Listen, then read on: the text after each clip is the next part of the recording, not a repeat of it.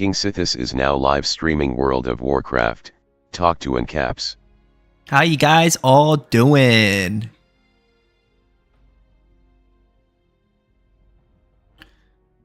Yeah, all the population, all the populations are low.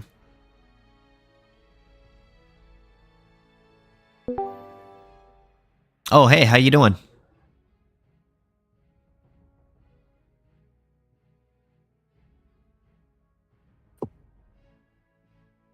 Yeah, I mostly came to lurk. I can't even lie. But I'm definitely not an AnCap. You should be. I'll flip that. You should be. Well, I'm waiting to... I don't know, bro. I like my roads too much, to be honest. You can have roads in AnCap. I don't Sure. have to pay my local road landlord my toll everywhere I go, to be honest. Sounds inconvenient. You don't have to pay a toll road on every private road.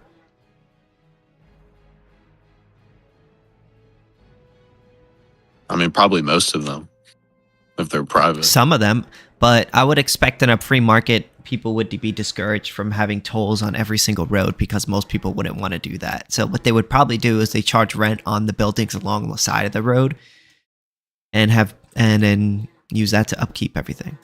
All right, but what about the road in between the buildings, like from one city to another city? Well, I would expect people would want people to build things from one city to another. So what I would expect... Do you just think that we would just infinitely sprawl out, everything would get filled up? Pretty much, yeah. I mean, the only place I would expect it not to work are in places that are very low population or very low, you know, you would probably see more toll roads or, you know, just, you know, but, yeah. But in places where there's a lot of people, it would be more easier to, it's like, I mean, just think of like a mall, right? Malls don't charge you to walk on their, you know, they don't charge you to walk on their walkways, right? But they charge the store owners a portion, like rent to stay there, you know, and then they just take a portion of the rent for the upkeep of the mall. Right, but and you could just sort of scale in your that up. Hypothetical scenario, like somebody has the private property rights to the land on which the road sits, right? Ideally, yeah. So it would be up to this person to collect money to sustain that road, right? Yeah, but they could do it in a way in which they don't need to necessarily collect tolls. Like I just explained, like malls, they don't charge you to walk. Like I said, like or enter in many circumstances, there's not just going to be like something right next to it where you can be like, hey, you're gonna pay me, and I'm gonna give you a road right next to your thing, and I'm gonna upkeep it. Well, actually, there was there's examples of why don't I just be like, well, screw you? Like, I mean, wouldn't this heavily discourage expansion probably because people probably wouldn't want to be like. I mean, it would be more convenient to be somewhere where there's like you said, like other people subsidize the roads, and it's less.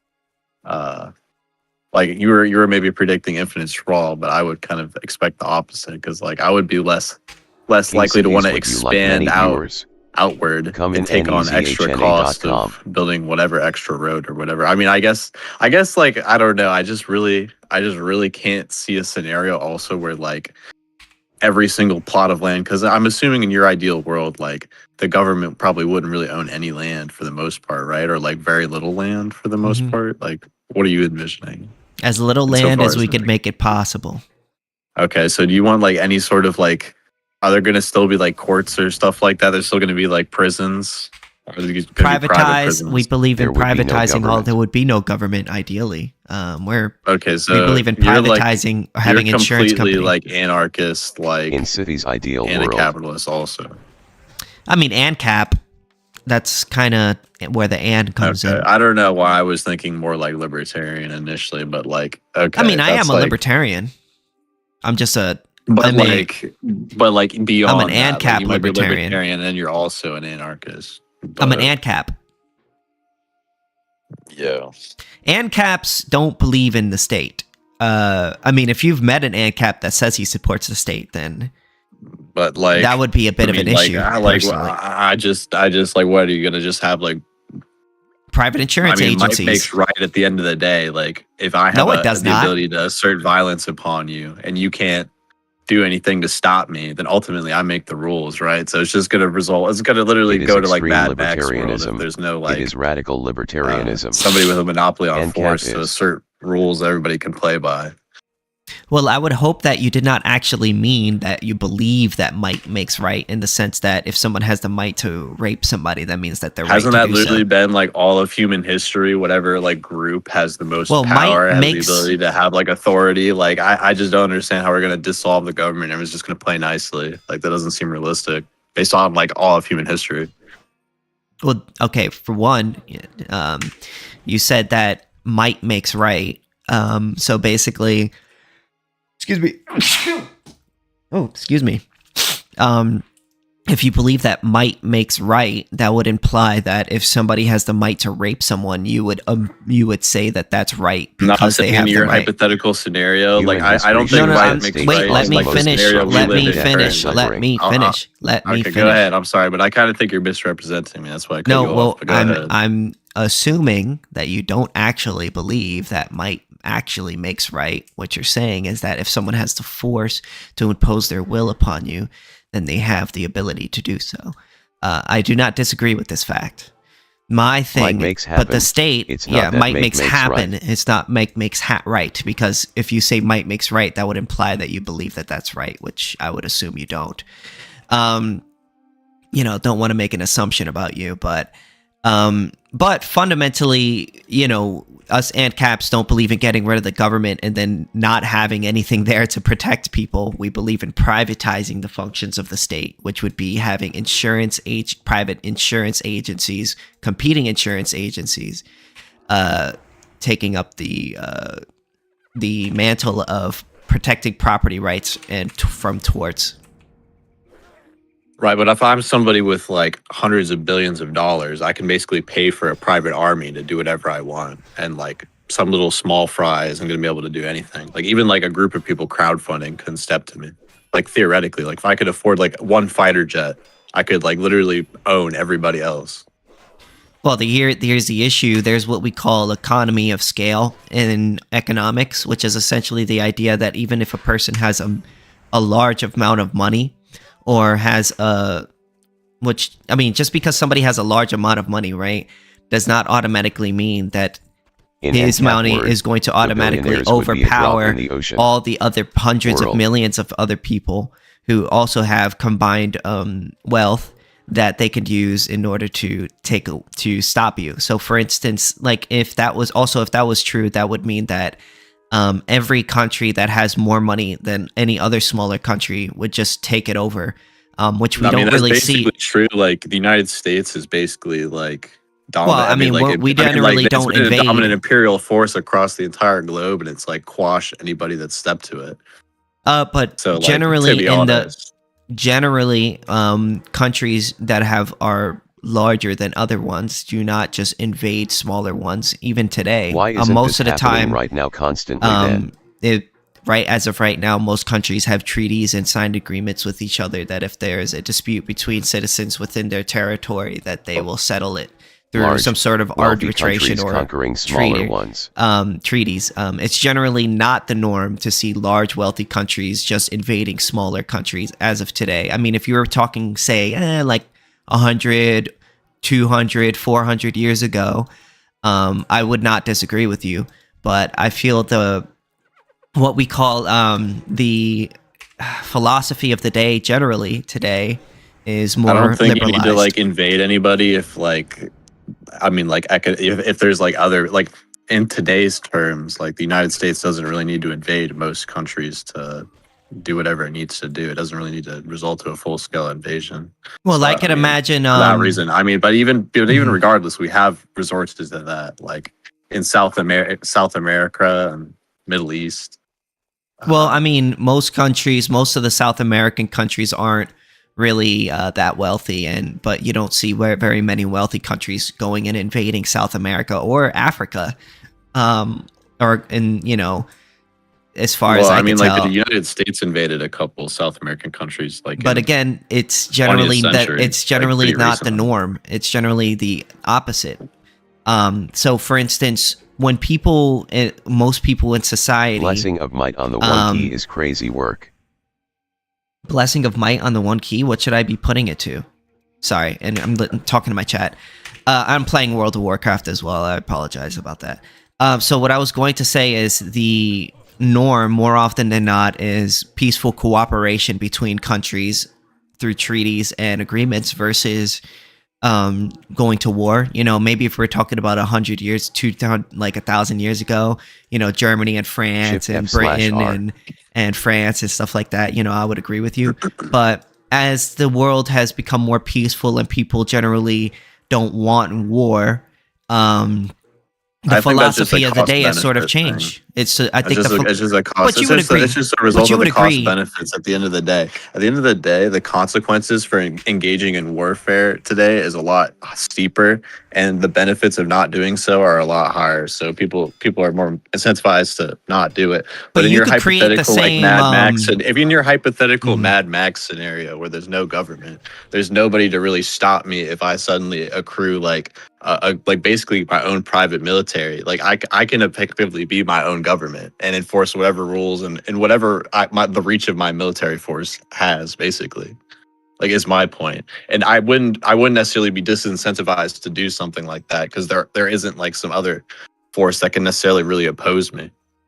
Well, that's why us AnCaps are different from other anarchists in the sense that we actually believe in having, as opposed to just abolishing the state and having nothing there and just having all hell break loose. We believe in the idea of privatizing the functions of the state and having multiple competing firms. And when you have a monopoly on force, it's actually like private police. Like what? Like how is that not just going to get sold out to the highest bidder? I'm so sorry. Well, actually, the state actually, I would actually argue when you have a monopoly, it's actually more easier to corrupt it or to pay it off than it is to have multiple competing firms. So and also this whole idea that the state doesn't do what the highest bidder, wants it to do is also incorrect as well, because the state gets bribed by the highest bidder all the time. You think independent, like just like random police, like departments are paid out, like bribed out to the highest bidder? No, but in the functions of in terms of lobbying, I mean, if you're gonna say that lobbying isn't a thing, I would have to disagree with you. Like an average police department. You think people don't lobby the police departments or like government? Generally not to like a great extent, probably don't. But they do, and they also lobby the state what do they in order lobby to police departments for? Well, to put in stronger things, or to look past certain crimes, or to put in new laws that favor them as opposed to others. I mean, just look up, go on ChatGPT and look up and type in examples of people lobbying the police in their favor, and I'm sure it will list it up many examples of that shit. Maybe. I mean, you can't expect me to have a list of examples. But I mean, unless you're going to imply, unless you're implying that lobbying, unless you're wait, I'm not even finished speaking. Why do you keep interrupting me? What's up with all the interruptions? I don't know, bro. Like, I feel like you're just saying some craziness. Like, I feel obligated. I mean, I'm not interrupted. I didn't interrupt you, but fundamentally, when you have a monopolistic system and there's no competition, and they could force the people within that system to pay in with without any regard as to whether the service is being given or not, well, that monopoly, the people who are enforcing that monopoly are going to be more incentivized to take advantage, because there's no real what you call it, profit and loss system to put them out of the market if they make bad decisions, because they could just steal more money. And if often government programs use their inability to provide services as an excuse for more funding. But when you have competition in the market, it's actually less corruptible, because people can move from one business to another. If they are bad, that incentivizes them to give the best service that they can.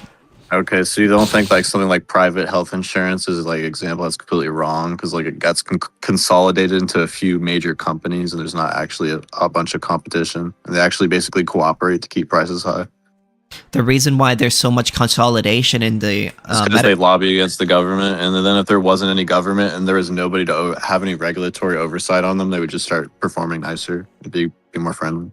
They would have no choice, because if there's competition in the market, they have no choice but to adapt. Okay, so the only thing that's stopping a new health insurance company from stepping in is the fact that it's illegal. Like, can you tell me what mechanism is preventing a new health insurance company from coming in and outcompeting them? Well, there are laws that make it illegal for insurance companies to provide their service outside of their state. They also put in licensing laws that make it illegal for people to provide medical services without the permission of the state. They also make it illegal for doctors to practice medicine who've gotten the degrees outside of the country. They limit the amount of doctors that are allowed to get licensure inside the United States by a certain amount. They also have patent laws on drugs, as well as equipment. So all of these restrictions make it so that there's much less competition than there would be otherwise. I could list so much more. So all the current oligopolies that exist, like, will just stop colluding, because there's just going to be like new entrants that come in. It's not about collusion. It's about the state restricting their competition from coming in and competing with them. If the state makes it illegal for you to compete, then there's going to be less competition. Okay, do you believe in, like, hold up, here's the first thing that I'm just curious that underpins this whole like economic system you believe in, because you probably believe in money, right? But like, do you believe in fiat currency? Like, how's that going to work? Is it going to be Bitcoin? Like, what is that? Well, I believe in a free bank. How is money going to be determined? Well, I believe in a free banking system, and the idea that I believe that each individual bank should should create their own currency or use some sort of standardized currency, either gold, Bitcoin, silver, whatever they choose.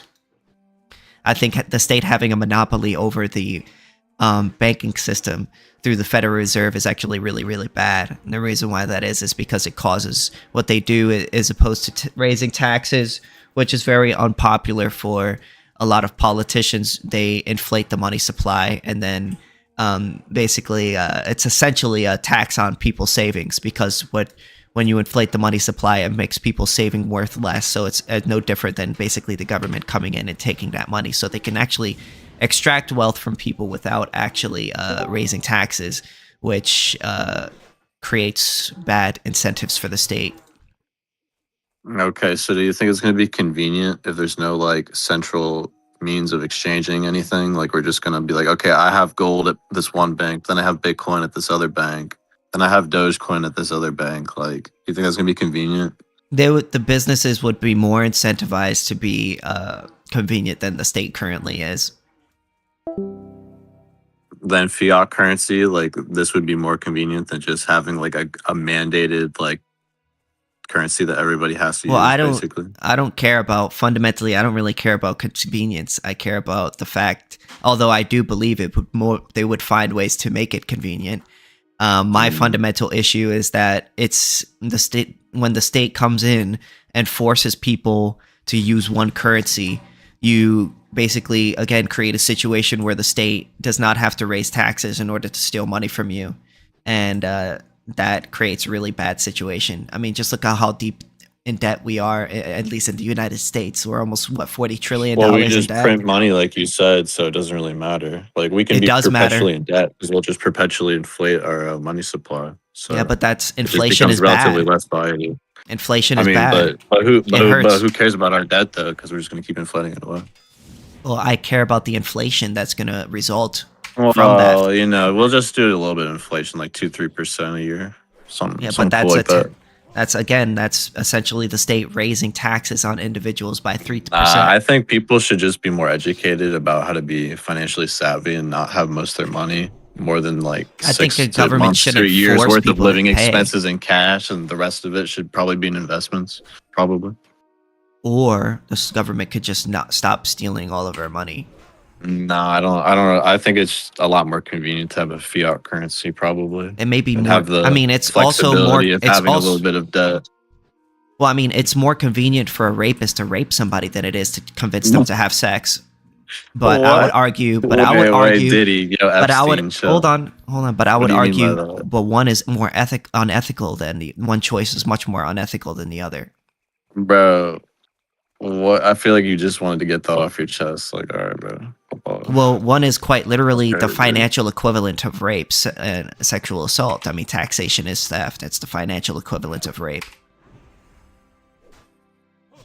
I would disagree. I would say it's more like the cost of living in a society to make sure that we can provide like basic functions that would like significantly increase the well-being of probably like most people. I mean, yeah. Again, it's more convenient. It's more like decrease the standard of living of most people as well. So I mean, it's a pretty good trade-off. I don't think that's like rape.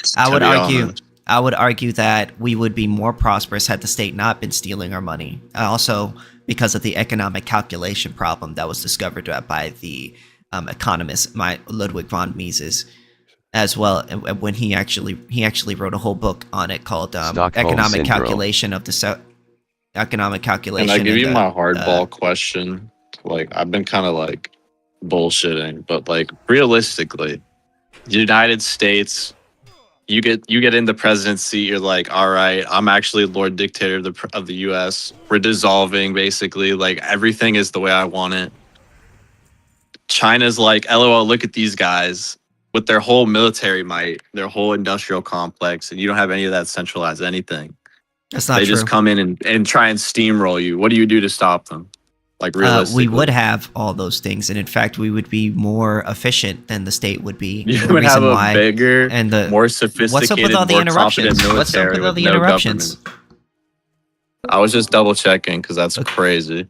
Okay, I mean, if you were listening and not interrupting, you would have heard me the first time. So it's going to be more. It would be more efficient than otherwise because fundamentally, the people in the private market don't have to deal with the economic calculation problem. The economic calculation problem is basically what is the explanation for why states are so inefficient at providing any good or service. When you don't have private property within the means of production, you don't have trading of those private property.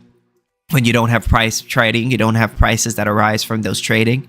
When you don't have prices, you don't have the signals that allow business owners or people in the economy to make the most value productive route decision. Bro, when has a military ever existed without a state?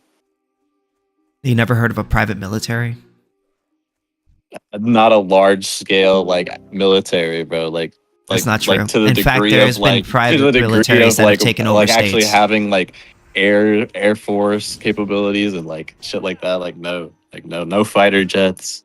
That's actually not true. In fact, the United States actually hires many private military organizations to create those the stuff in which they use, as well as what are you talking about? Military contractors? Like, what are you talking about? Yeah, a lot of those are private. A lot of those are private companies. Yes, but they literally their only customers basically are the U.S. government and their allies, bro. Like, they literally serve governments. Okay, bro. So you're admitting that there are private companies that are capable of doing all of their R&D expenses are paid for by the government, bro. Like, literally, they work for the government. But they are capable of providing those services.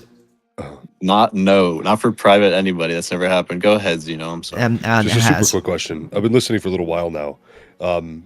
KingSithis, is XYZ here a socialist? Huh?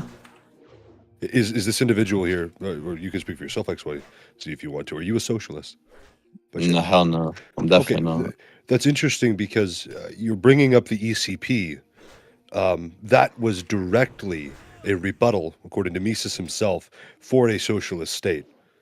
I was the one that brought up the their military ECP. would give them the clap. No, I said if he I know you dissolved did. the U.S. What I'm curious is what was the relevance of bringing up the economic calculation problem if this individual is not proposing a socialist state? It doesn't seem relevant to me even a little bit. Anytime when you have the state coming and making decisions on behalf of individuals on a market, they are not making their decisions based on prices and profit loss calculations. They are doing it. Yes, they are. Mises, what are you talking about?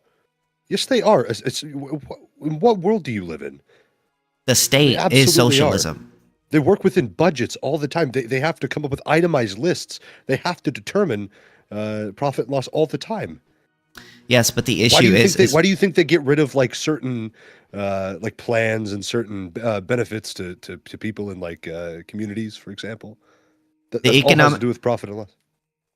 The economic calculation applies to any system that it doesn't use prices to allocate their scarce resources. The state does not use prices to allocate their scarce resources. What they do is they steal money from people through taxation, and then they divide it and based on where they think it's best. In the end of the day, it's not based on how much this is cost. Is not because of that. It has to do with a system that doesn't have real prices, right? Where the planners can't rationally allocate said resources, which leads to all the inefficiencies you're talking about. But in the government, that applies to the state as well. That I would. Because the state is not making its decision based on private property exchanges. What they're doing is they're extracting wealth from innocent people, and then they're arbitrarily deciding where they believe that money best ought be used. And generally, because they don't have all the information that comes and arises from price allocation and price. Yes, they have information, and arbitrarily is doing a lot of the carrying in this situation for you. Are they making their paper based on? Are they making their decisions based on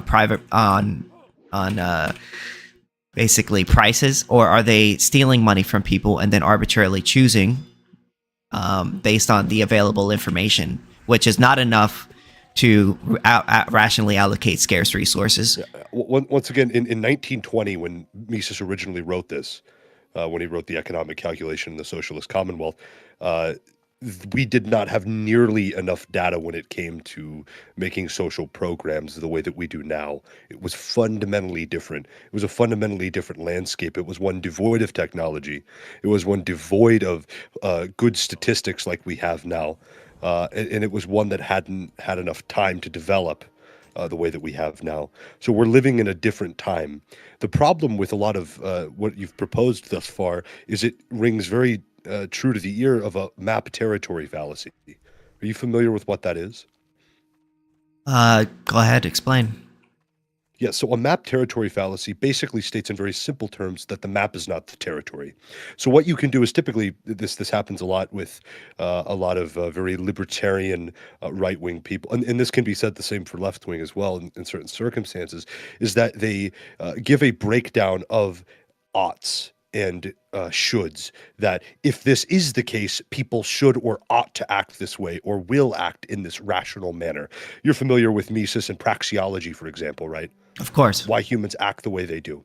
This is a fundamentally flawed logic because everything we know about modern psychology and psychiatry demonstrates that humans are not rational actors given circumstances. In fact, we know it's the opposite. We've studied this. We've studied whether people act better when given a certain price in like income incentives, for example. You're misunderstanding Mises. You're misunderstanding Mises. No, I'm giving a critique to Mises's. No, you're misunderstanding Mises. So Mises, when he says rational action, he just means purposeful behavior. He does not mean that this thing that he's doing in the normal sense of the word rational. I perfectly well understand it, mind you. So like Mises, it just means personal behavior, purposeful behavior. Because they're hungry, right? That's something that Mises would outline. that there is typically an urge, meaning, something, maybe sense of uneasiness, maybe you're upset or dissatisfied, and that causes a person to act. And in that action or that purposeful manner, that's a person acting rationally, right? Well, they're acting purposefully. Mm-hmm. That's in the normal sense of the word rational. You generally mean that they're acting smartly, or not, or they're doing things in a good or bad way. But that's not how Mises viewed it. When he meant rational, he meant purposeful behavior in the sense that you're choosing that action. What he meant is, right, that they're using some sort of reason to make decisions informed. Whether or not it was a good choice or a bad choice is irrelevant to the conversation. No, it's absolutely, that would defeat his model. No, okay? Because again, I could explain this. You're misunderstanding Mises. Mises, when he says rational action, he does not mean good or bad action. What he is saying is purposeful behavior. And this actually comes from his book, Human Action, where he basically explains that whether or not praxeology doesn't tell you whether or not this action is good or bad. What it tells you is that when a person feels a sense of uneasiness, they envision some sort of future using some sort of scarce resource in order to achieve or lessen this sense of uneasiness, and then they use their rational action in the sense that they use purposeful behavior in order to achieve that end. Now, men can err in this in his judgment. So, for instance, if I eat ice cream and I find a worm in it, then I've erred in my judgment, right? But that doesn't change whether or not I've made a rational action, because it's purposeful behavior. Yeah, I've got to respond to this. So once again, this is all a subsect of the rational choice modeling. Are you familiar with that? Okay, no, go ahead. Yeah, so the rational choice modeling is specifically what Mises was talking about. It's like a branch of economics, really, where they attempt to, the best way I can describe it is, it's a theory that approximates and predicts human behavior through analyzing of a rational actor, basically. But that's not what Mises was. It that's not what he is. Look up rational choice. Have you read Have you read Human Action? Yes. In Human Action, he says that you can deduce whether or not an action is good or bad before it's been done. A couple of problems we're going to run into here. Okay. The problem with this whole rational choice modeling, which is fundamentally what's been used in this sort of model that he made, is that it assumes that individuals have preferences out of an available choice alternatives, right? And they're assumed to be complete. Basically, it's to say that humans may prefer A over B or B over A. Does that make sense? And the sense that we rank our preferences ordinally as opposed to cardinally. Yeah. Are you understanding? Are you kind of tracking what I'm saying here? Of course. With this model? Did you not know what I just said, or? No, I can't. Your mic is a little bit low on my end. Okay, no problem. I was saying that you basically, what you're arguing, and let me know if I'm wrong, is that we rank our preferences ordinally as opposed to cardinally. Well, once again, there's actually a little bit of what's a metaphysical kind of concept we have to talk about. Do you accept free will or libertarian free will as it stands? Okay. If we're gonna get into the whole determinism thing, I'll be honest with you, I'm not very well versed in all of this. I just assume that we have free will and then basing my life off of that. I would totally, that would be a big hang up for us. This is one of the main drivers against praxeology that I have when discussing that humans prefer. I can stray away from that a little bit because I don't really need it to argue against it. The whole point I'm making is that humans aren't rational actors. They don't act in very predictable ways. It seems like they just act intuitively, and that intuition is based on other previous, sets of actions. That doesn't disprove praxeology. Not necessarily, you're right. That doesn't necessarily disprove praxeology, but what it does disprove is that in a society where we're predicting that they're going to act, like, for example, you mentioned taxes earlier, right? Mm-hmm. And you said that, I assume you would hold to the fact that if we were to remove taxes, that people would, in a society that is functioning and well-oiled, people would pay into the private sector, like to keep their roads functioning, right? People would pay into these private means. Well, there would need to be a lot more than, like, okay, so that's why I was explaining earlier. I'm not one of those anarchists that think that if we press a button and got rid of the state, that everything would just become private and then everything would just be good. I think there has to be sort of a philosophy of the day change, essentially. Like I was explaining to XYZ, if you were to ask me 200 years ago if Germany and France would ever be peaceful with each other, and as opposed to going to war, sign peace treaties against each other every time they have and then every time there's a dispute, they settle it through arbitration.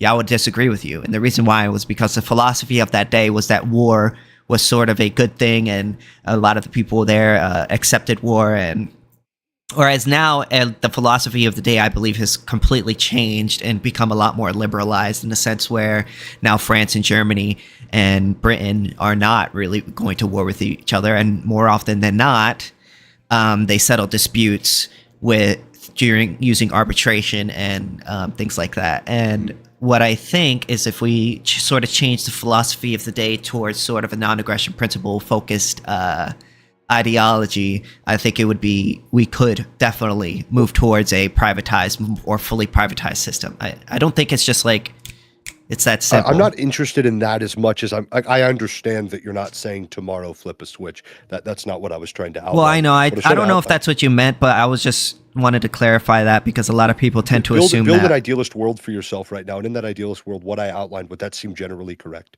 I would hope so, yes. Okay, great. That's something that I would heavily dispute. We know that humans aren't rational actors in that way. In fact, I don't imagine many people would pay into the tax system or the privatized system if they didn't have the opportunity to, right? But again, I don't imagine you're talking about, again, you're making the mistake of using the word rational in the way that Mises did not mean it. Mises did not mean rational in the sense of good or bad decision. He meant it in the sense that people choose their actions. Well, let's put it this way. I don't even care what Mises said. Hold on.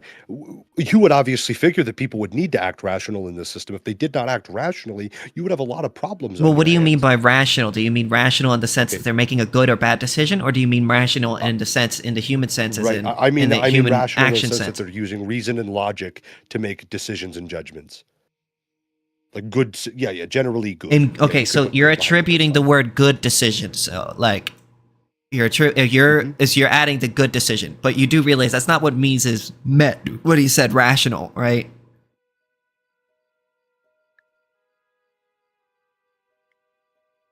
Zeno?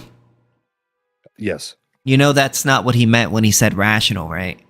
Like good or bad. It's Yeah, so a couple of things. I do understand what you're saying.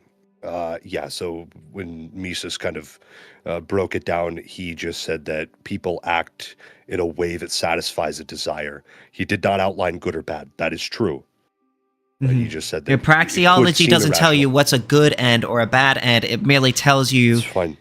It merely tells you that we are rational in the sense that we choose our ends between two, like we have alternative choices and we pick from one of those alternative choices. To it. I'm not disagreeing with that, and I might be using rationality different here because I think. Well, that's why I'm trying to clarify. I'm not trying to be an ass or whatever or whatever. That's fine.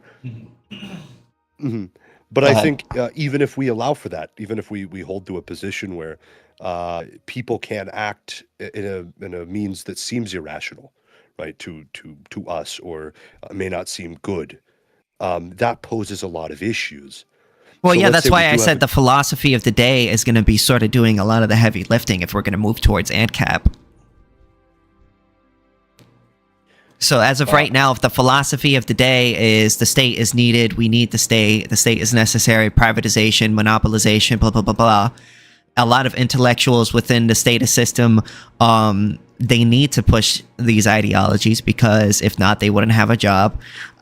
So what we need to do as anarcho-capitalists is sort of change the philosophy of the day. And I think that's the ideal thing, because like if you were to ask somebody from 200 years ago, do you think Germany and France would ever be at perpetual peace with each other? I mean, it would be completely ridiculous. Example. Mm-hmm. Yeah. Or that we would end slavery. Imagine if we asked somebody 200 years ago if you would see a world where there's no slavery, we ended slavery. Actually, that's a really bad example, because plenty of people did think that. Our founding fathers thought that. Okay, maybe. How about three? Okay, we'll go further back then, right? Then there was a time where slavery was pretty much around the world, where most people couldn't even imagine a world where, not everyone, obviously. It's not to say that I can't imagine a world. It's that we understand human behavior to a degree that I think is much better than they did in 1920.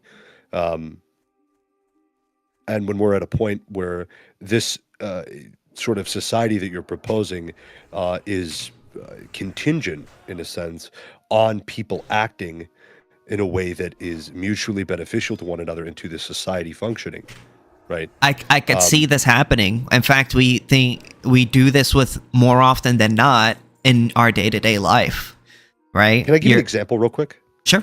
Just super quick. What I imagine when you say something like the society you mentioned, and it's not a perfect one-to-one, is I imagine a kind of Romania, this kind of empire of dirt, where you have these communities of people, imagining there's no state in this regard, where they are incredibly hyper efficient.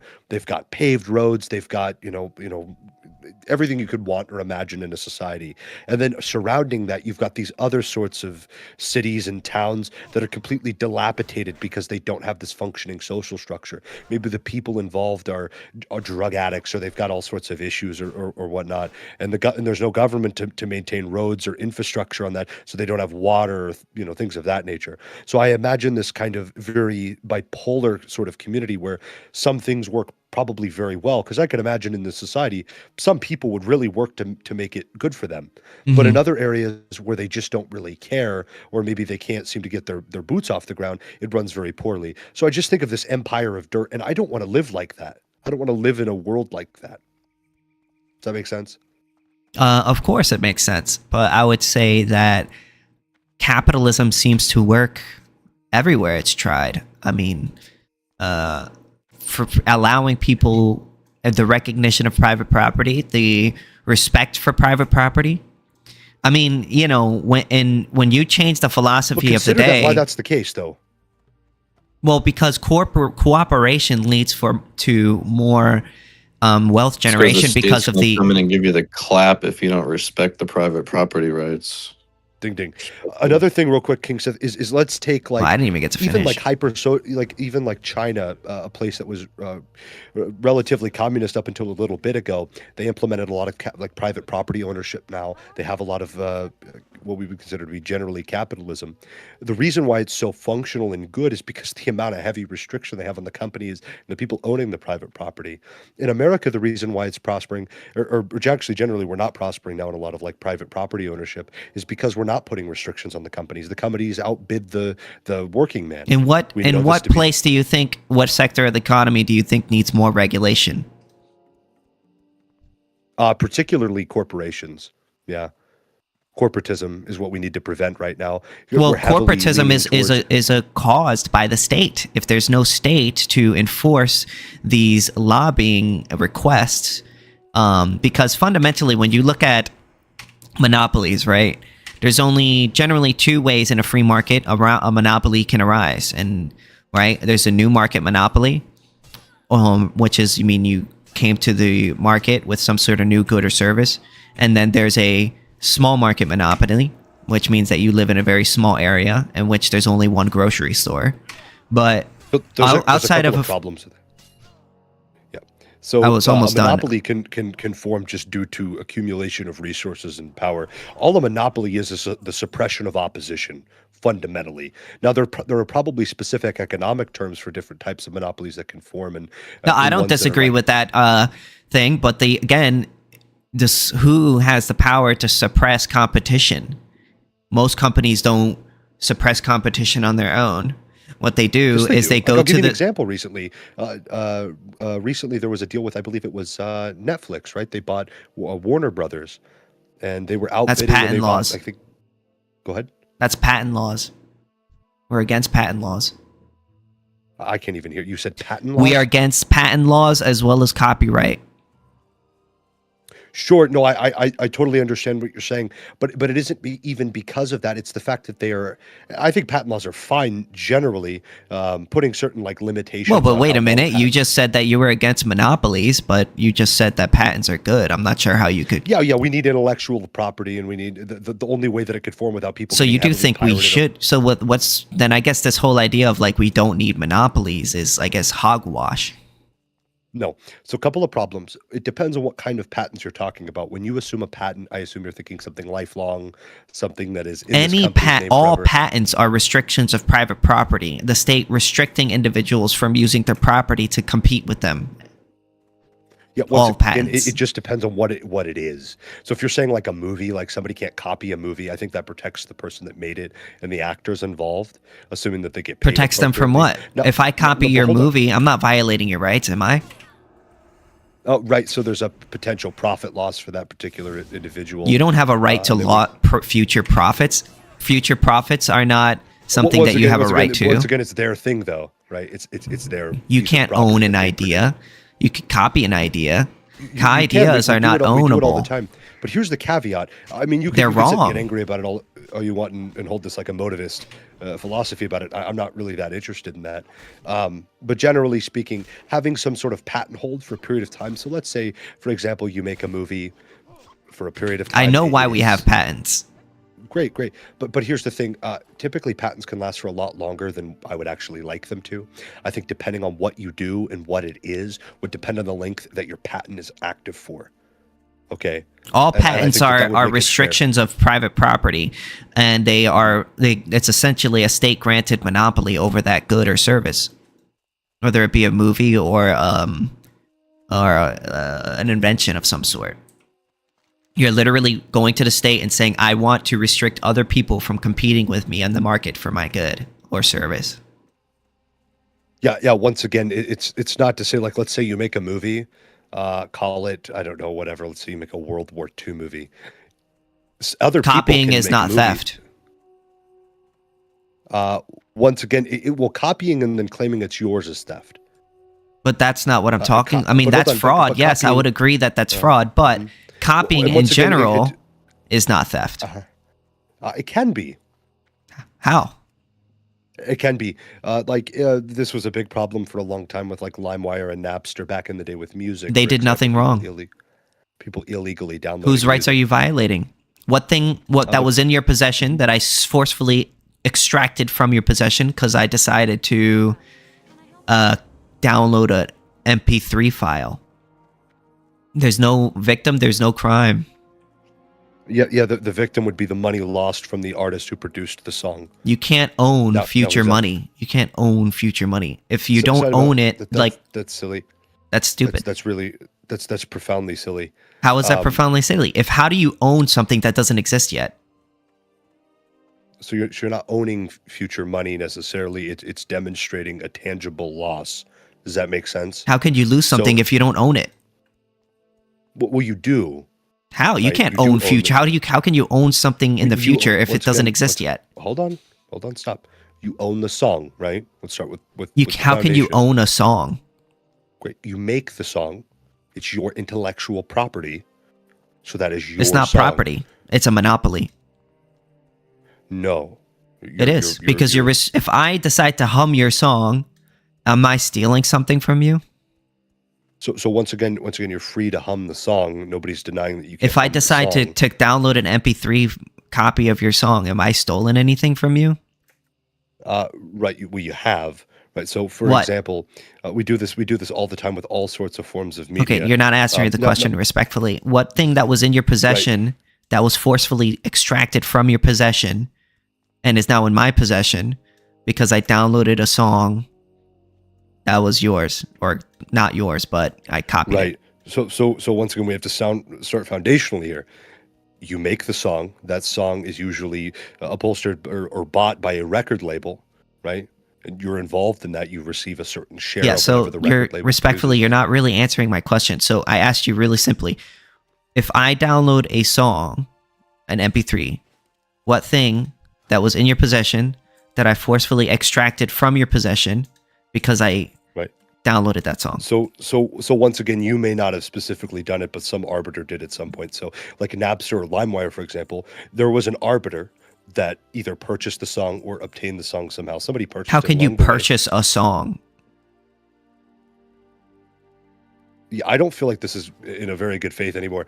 You purchase a song online, typically, or at least in this context, you can purchase the song as in download, pay someone for the MP3, but I don't know how you can own the song in the typical sense. Ownership only applies to scarce resources, because only with scarce resource can you have a right. A right is the... What kind of definition is that? You can own all sorts of things. It doesn't have to be scarce. It just means the act of possessing something. Legal possession or control. Yeah, but you can't possess a song. How can you possess a song? Literally, in the definition of ownership, you can possess tangible or intangible things. How can you possess something that's intangible? King, you can, once again, you possess it digitally. Yeah, but if I copy that digital thing, hold on, KingSithis, I haven't taken anything from you. Do you possess Bitcoin? No. Okay, well, I do. Where is it at? It's in your wallet. Right, but it's mine, right? It's not tangible. But here's the difference. Here's the difference. I can copy your MP3 and you will still have that MP3 in your file, right? Sure, right. Can I copy your Bitcoin? Yeah, so once again, you can't copy my Bitcoin because it's under a certain level of security. If I take your Bitcoin out of your wallet, that's something that was in your possession, that was taken from your possession and put into another person's possession. Right. Okay, if I copy an MP3, nothing that was in your possession was forcefully extracted from your possession. So like I have a great position right here. This is a good example for you because you're not quite understanding. So it's like individual, like unit ownership, like with a video game is a great example. So if you have take Grand Theft Auto 5, okay? Mm-hmm. Great popular video game, and it sold like 18-20 million units, some crazy number, the most sold game in history. Okay. Mm-hmm. When you're buying that, let's say Rockstar Games has the actual original files on their computer or what have you, mm-hmm. and you steal a copy, right? You're still stealing it from them, even though they still have access to the original files because they have made it in a way where there are individual sold units. Does that make sense? So they're selling them in individual units. Here's the reason why that's incorrect. Because in order for you to steal something that was in someone's possession would have to be forcefully or extracted from their possession without their consent. But that's not what happened there. If I go into a computer and I copy a file, there was nothing in your possession that I took from you. You still have the file. All I've done is copied it. Yeah, so your presupposition is that it has to disappear afterwards. That's kind of that's what's carrying all your weight, is that it has to exist like we use the currency, for example, which all I was trying to demonstrate is that you can have an intangible asset and it still be yours and still be ownership. What you're trying to argue is saying that if you had money, let's say I had $100 and you mm-hmm. took 20 of those dollars, I would now be permanently missing $20. That's theft, yes. Right, exactly. Right. But I'm saying that even in a case where I still possess the original file and I divvy them out to individual units to sell, and somebody steals one of those individual units, even though I have the original copy, does not mean that thing was not stolen. It can I disagree, still be stolen. Because there was nothing that was in your possession that was taken from your possession by that person. Once again, this is just going to fall into an act of personal incredulity. I'm sorry, I can't help you. I can't understand it for you. You think I don't understand what you're saying? You really think that? Clearly not. I do understand what you're saying, but you do realize you're not understanding what I'm saying. You think there's no difference between what my view on theft and yours? Yeah, so once again, there is a difference, obviously. That's why we're having this discussion. Okay, so the point is I'm saying that because in one model, or the one that you're presenting, there is a permanent loss, and in another, there is a loss of an individualized unit. Like, take, for example, but there was no for something to be stolen, that thing has to be taken from you without your consent, right? I totally agree with that. Yeah, that's. But if you still have that thing in your possession, how can you say that it's been stolen? You don't have that individualized unit that you participate. What do you mean? If somebody copies your thing, that thing is still there. If I copy your car, like for instance, let's say I have a 3D printer and I decide to copy your car. I haven't stolen your car. All I've done was copied it. Yeah, so a couple of things. That's literally not the same thing at all. How is that not the same thing? I've copied your car. So no, a couple of things. You've seriously missed the mark on this. Like, it's not even funny. Initially, I'm trying to explain to you the concept of like an individual unit ownership. This is a very simple concept. Okay, and I'm trying to explain to you that copying is not theft. There's nothing taken from that person's possession. So what? So once again, when you say copying isn't theft, inherently you're to a certain degree you're right, but that's assuming you have ownership of that. And mind you, I'm operating. You can only own scarce resources because only ownership is the right to control a scarce resource. You can't control a non-scarce. I'm sorry. You can, and that's just a lie. All ownership is the fact that you have legal possession or control over property. That asset can be. I'm not a statist. I'm not a statist. I don't consider the state to give people legitimacy as to whether or not they are the owner of a good or service. I determine whether or not you're the owner of a good based on two criterias, whether you've gotten it through consensual transaction or original appropriation, which is the main reason why I do not consider the state to be a legitimate owner of the property or in which it is in possession of, because it did not get it in those two ways. It merely stole it through taxation. Okay. So again, for someone to steal something for you, they have to take that thing from your possession, and you no longer have to have that thing in your possession. The idea of copying a good or service from you is not a theft. Sure. On this part. Yeah, no, you're good, Osama bin Laden. We're essentially talking about concepts of patents and theft. And what I'm attempting to explain to him is he doesn't think something like a digitally downloaded song can be... Go ahead. I don't hear him. You don't hear him? I hear him fine. I think I might have his microphone low there. Oh, okay, now I can hear him. I do real estate law. I'm really good at this stuff. That's fine. All I'm trying to explain to him is that a concept like, especially in the digital world, this is very big, because I think the line here, and this is something that's kind of come to me just a moment ago, is that you're talking about tangible in real life concepts, right? Mostly. A lot of times this is digital and it isn't in the real world. Now, there are cases where we can erect this in the real world, like, for example, like a CD or a video game, where we have the original idea being the video game, let's call it GTA, okay? And then they are put into individual units ownership, meaning that you can buy an individual unit where that individual unit becomes yours. You have access to do what you want with that game. Now, that does mean in that individual sense you could copy it, but you aren't allowed, according to current laws, to do things with that. If you want to argue the meta of that, that's totally fine. But I'm saying that if you were to steal or copy that game and then proceed to give it out for free to 50,000 people, you would be stealing from that company, because the profit that company could have made from those people purchasing the game. That makes no sense. Respectfully, that makes zero sense. You can't own future profit. Sure. Can I? So legally speaking, it's pretty straightforward. We'll go based off, like, let's pretend it's an NFT, right? You see my cute little profile picture. Osama. I just love that you guys are assuming that I don't know what the fuck I am talking about. I understand. I understand what the argument is. It's purely subjective until it's talking about specific ownership, right?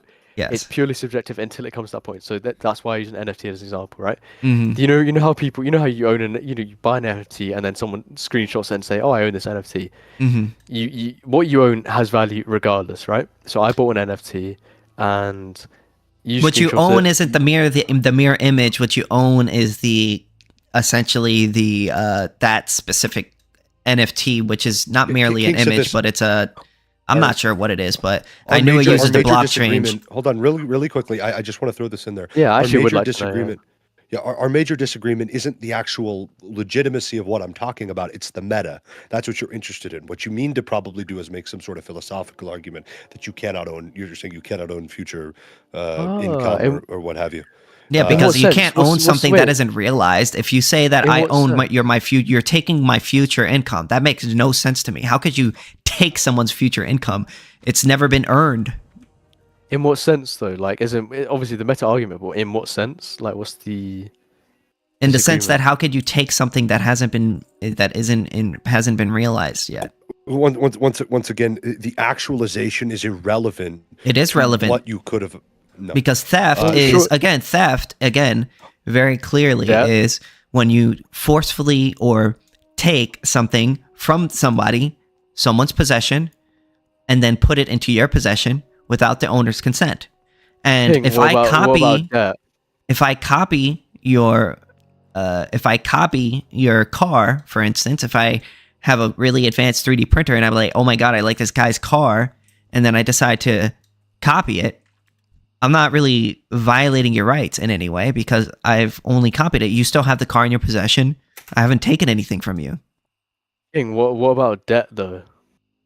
Debt is when somebody lends you money, right? No, I know what and debt then you have is. to pay it back. So if you don't pay it okay. back, that's different because you're not paying it back. But we're not talking we're talking about ideas here. This is why. Okay, so I owe. Let's pretend I lent you £100 or dollars. I don't know. Let's just say dollars. I lent you $100 legally, and you didn't pay it back. So I called I took up I don't know what it's called in America, but I hired a bailiff to legally repossess what you might own. Right? Mm-hmm. You might be thinking of buying a Nintendo Switch, right? That's the future idea of you buying something. Regardless of if it's the future idea or not, the moment it's possessed, the moment you put money into it, I immediately own it. Hello, motherfucker.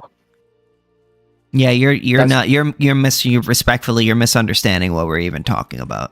In what sense? I mean, maybe I am, but in what sense?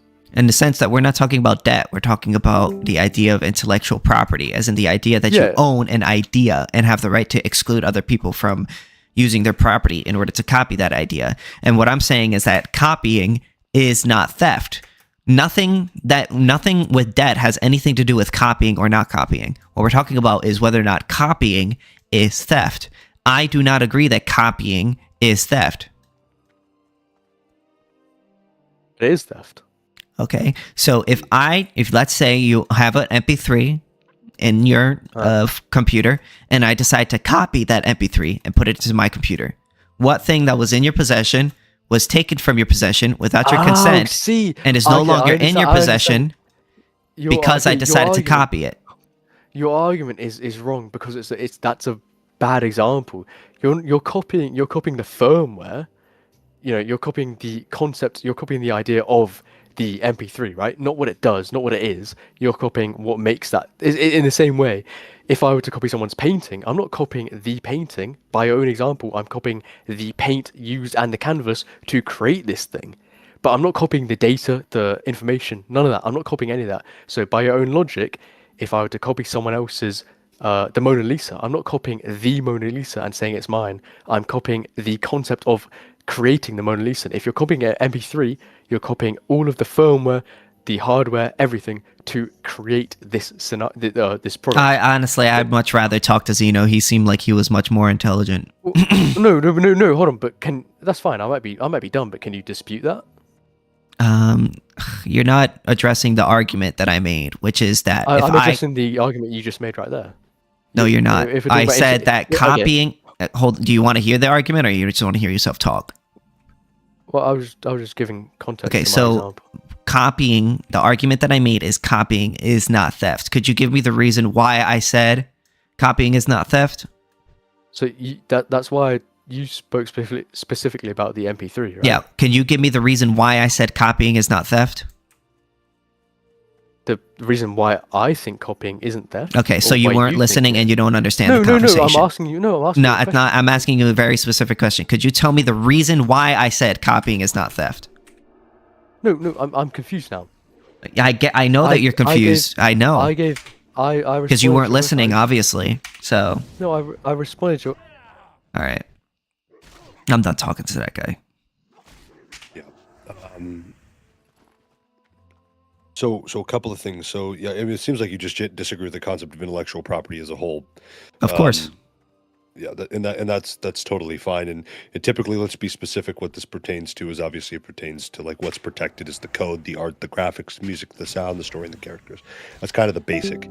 It's not a car or a phone. It's not physical, but they do belong to said publisher.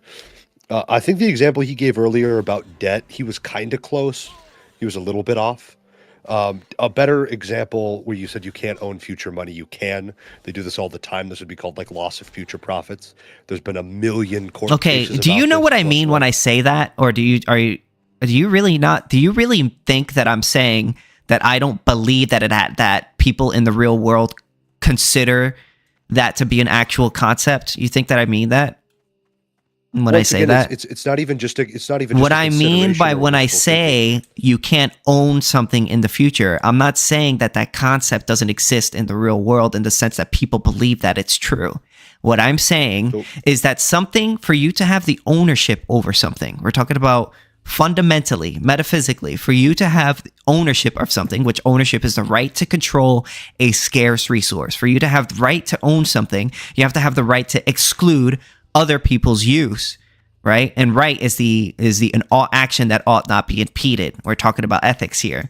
So if you're going to say, I own a non-scarce resource, that would mean that you would have the right to bar people from using their own property to copy it, which I consider to be a property rights violation. So if you say, I can't copy your car, I have the patent on this car, and I use my own property to copy your car, the idea of your car using a 3D printer. There is nothing in your possession that was forcefully extracted from your possession because I did that. And if I have, I would like you to explain to me what. So a couple of things I just want to make very clear. Copying like parts of a car to build an engine, there's nothing wrong with that. That's not illegal. We're not talking about what's legal or illegal. We're talking about the concept within itself. If I copy your car, if I use, again, you're not addressing the point. If I use a 3D printer to copy your car, what thing that was in your possession that I forcefully extracted from your possession because I did that? Yeah. Once again, so there wouldn't be anything. It would be similar. Okay. To like, so the idea that I stole anything from you because I copied that idea is ludicrous. No, you're still stealing it. That's fine. You just are So then very simply, then I'll ask the question again.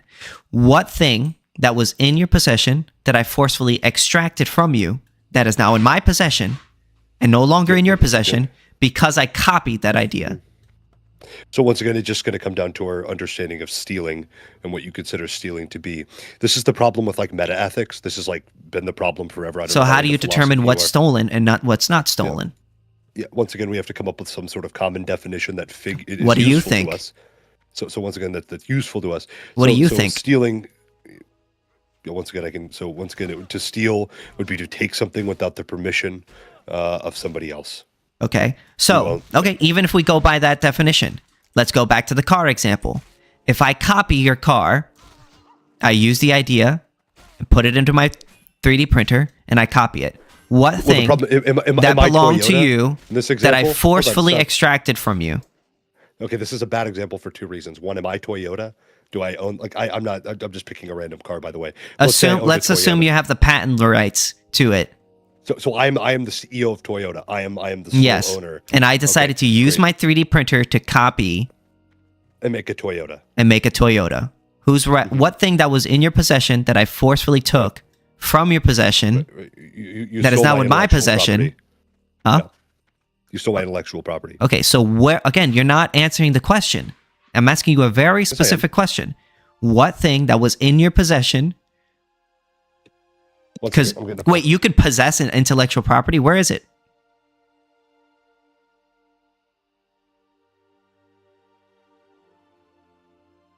Hello?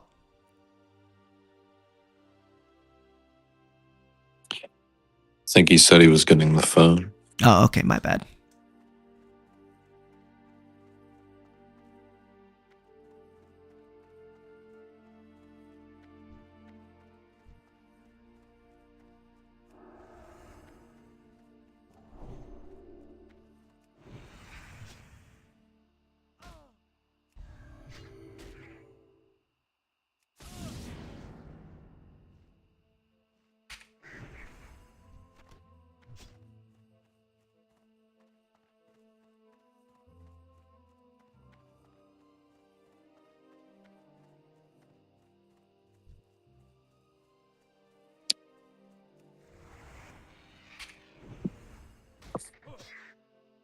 Just real quick for Xeno gets back.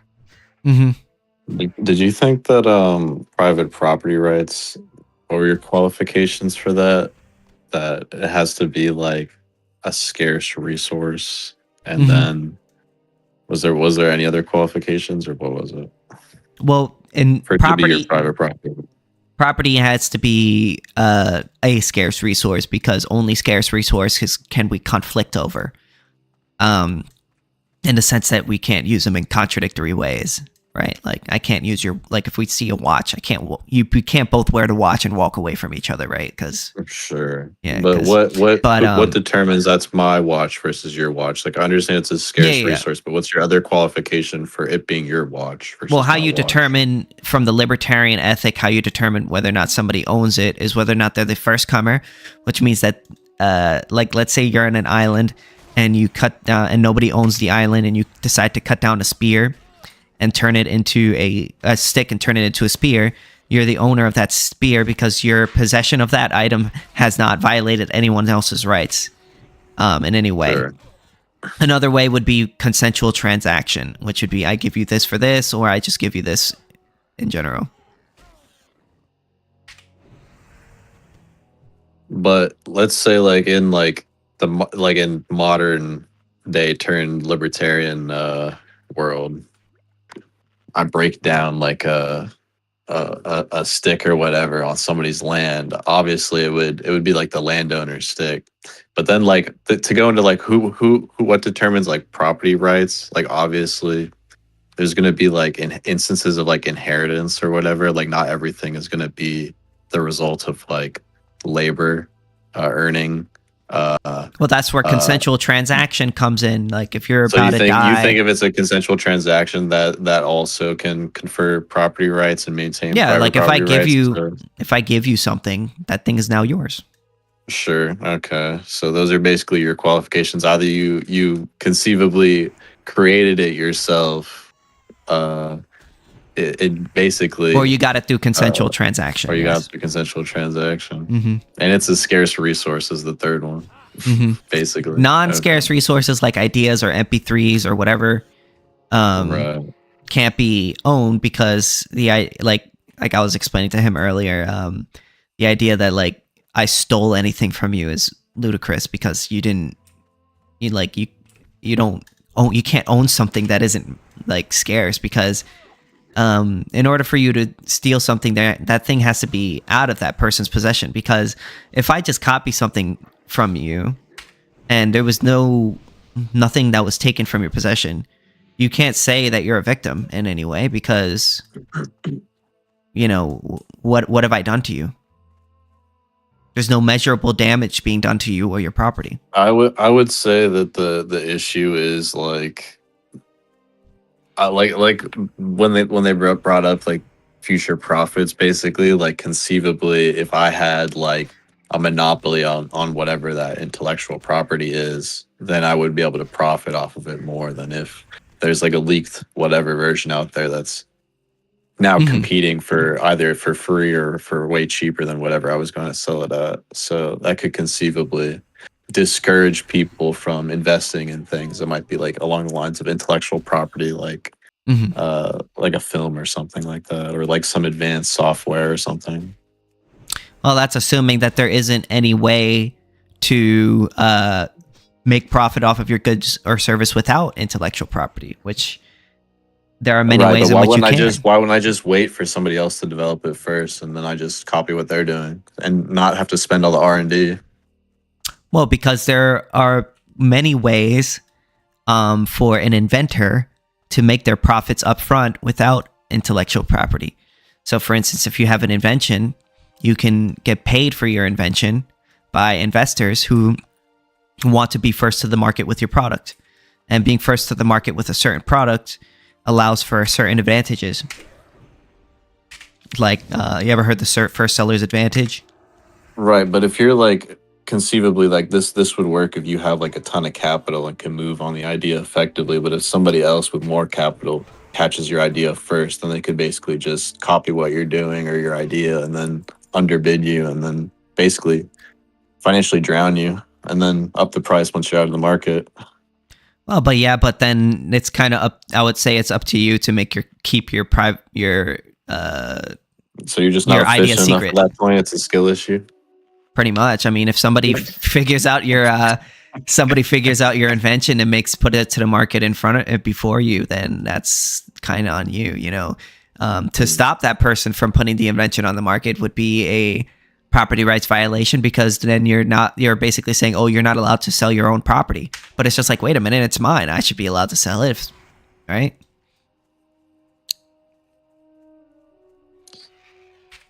I don't know. I just think practically it discourages investment. Well, there's also other ways you could make money. There's Kickstarter. People make money and profit before the invention is even made. So people are just going to crowdfund investments? I mean, that's one way. People couldn't. I mean, in fact, the biggest video game that was ever invested in ever was made through crowdfunding. Star Citizen. They got like, right now they're like at $1 billion, right? In terms of funding. Well, that game was Cheeks, so therefore all crowdfunding is bad, right? Is it Cheeks? People spend a lot of money on it. I haven't played it, so I wouldn't know, but I thought it was bad initially. I mean, I guess it depends on who you ask. Some people there are some people who say it's the best game ever in the whole world, and then there are others who say, "Oh my god, it's a scam, it's trash." So I hear a lot of contradictory opinions on that game.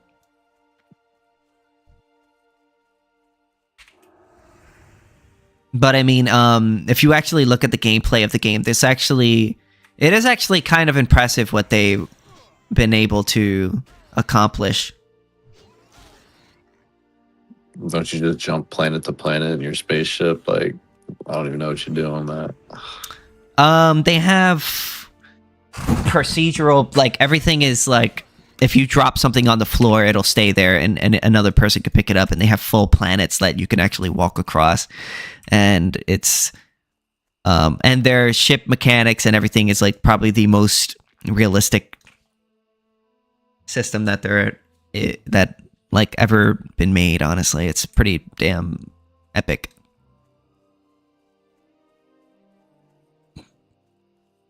Is that what 2100 would look like if we just went to libertarian anarchism? If only. Is that what it would look like? If only. Would be on the moon mining helium-3.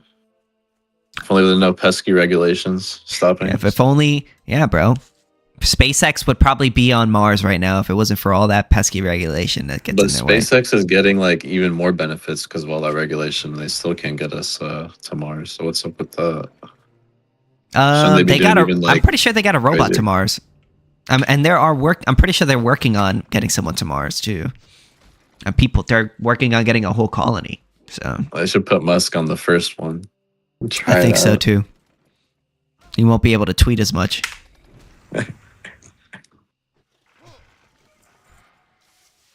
But I don't think I could imagine ever doing something like that, leaving the planet. I mean, I would like leave the planet and then never come back. I mean, I don't think I could do something like that. I feel like that's too much. I would probably like check out the moon and then want to come back. But then I think I'd be too scared to do something like that. Unless we had like some epic future technology. Also, we could be super advanced in terms of we could have been like super advanced in the nuclear market had it not been all these regulations and environmentalists. You don't think there should be regulations with nuclear? You don't think anything bad would happen if there were any unqualified what's the worst? What's the worst that would happen? I don't know. I feel like that could be bad if Well, if something bad Homer happens, Simpson they got behind the control panel. those people would have to pay all affected restitution. Well, I mean, at that point, like, let's be real. They're not going to be able to pay like the actual damages that they. Chernobyl didn't even cause that much damage, honestly. I mean, most of the people didn't even die.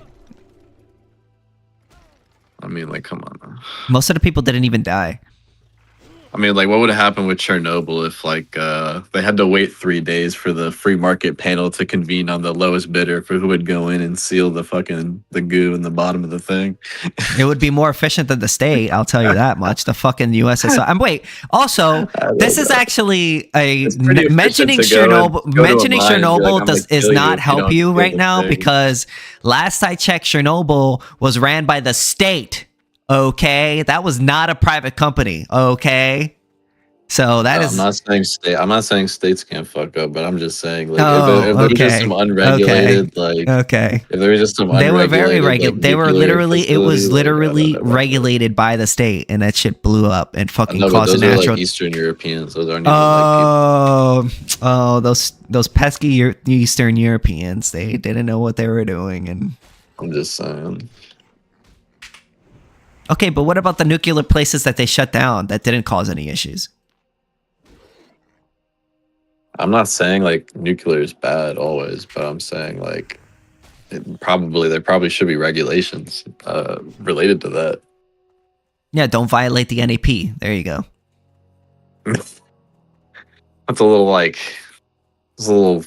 backward looking, after the fact. Like, me and my backwards my ideas. Whole neighborhood, like, come on.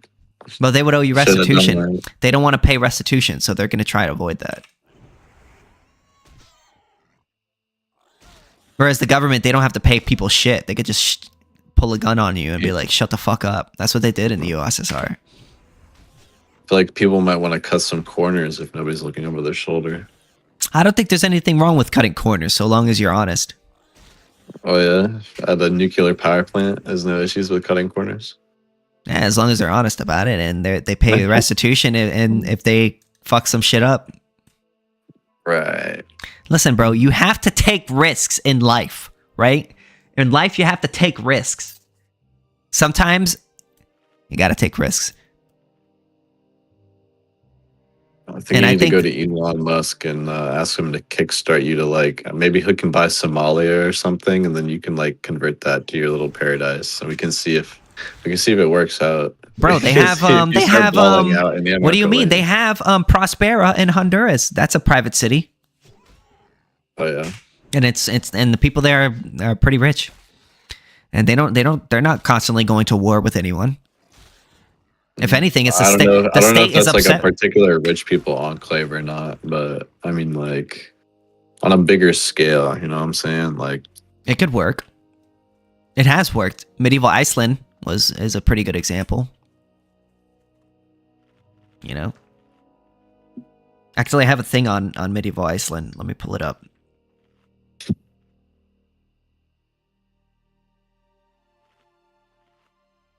Okay, so in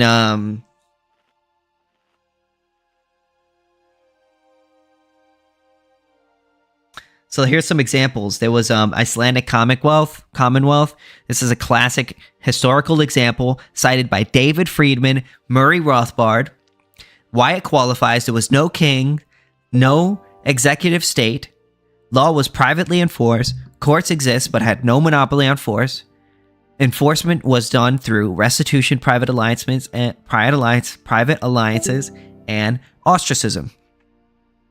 People choose their legal. How many people lived on that island, bro? Come on, now, like 10 people. Bro, what? Medieval Iceland? You know how big Iceland is? All right, I'll give you like 20 people. Like, come on. Oh, yeah, right. There was not 20 people. There was hundreds of. I'm sure there was many thousand. Probably had more people at peak. Like, come on. How many people lived in the Icelandic Commonwealth? Let's see.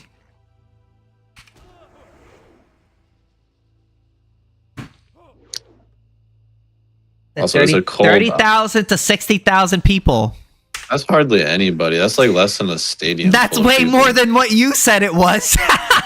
That's way more than 20 people. I was obviously exaggerating when I said 20. But I mean, still, that's a lot that's of people. literally that's like a college football stadium with the people. Like, come on, dude. It works. It could work in America. Of course, bro. Because like, what if you do some fuck shit on the island? What are you gonna do? It's a cold ass island with hardly any food or anything. They had boats. You could go other places, bro. People, you're literally cooked. They had boats. They could go other places. I guess you could hijack a boat and drift away, but then that kind of solves the problem of whoever did the fuck shit. So, self-solving problem of the island. Like, sure, on this little island, it was epic. It was beautiful. It could probably work. I don't disagree that your libertarian paradise could honestly probably work pretty good on a desert island. No, a lot of the libertarian hypotheticals bring up the desert island, and I agree. In the desert island, I probably wouldn't want a government. What is a desert island? That'd probably be unnecessary. Or not a desert island, an island with a lot of shit, an abundant island. How about that? You mean a deserted island? Deserted island with a whole bunch of shit, like the Lost Island, basically. I don't know, bro. The Iceland was not just an island, bro. It was pretty big, bro. It was pretty big, but not that many people on it. It's pretty low. 60,000 ain't that many people. Okay. You have 60,000 followers on TikTok. It's like college football stadium. Basically. Listen, bro. How about you go and try to have sex with 60,000 women and tell me if it's a lot? Who says I haven't done that? Oh, come on, man. I don't think you would. I don't think your penis would fall off. I'm pretty sure they after know that. Me as the Rizzler. I'm the Panther dressing in black. Tight. I feel like your penis would fall off if you did that. All right, Diddy, calm down. You guys just got destroyed by facts and logic. That guy tried to challenge me on praxeology. I am the expert on human action and praxeology, okay?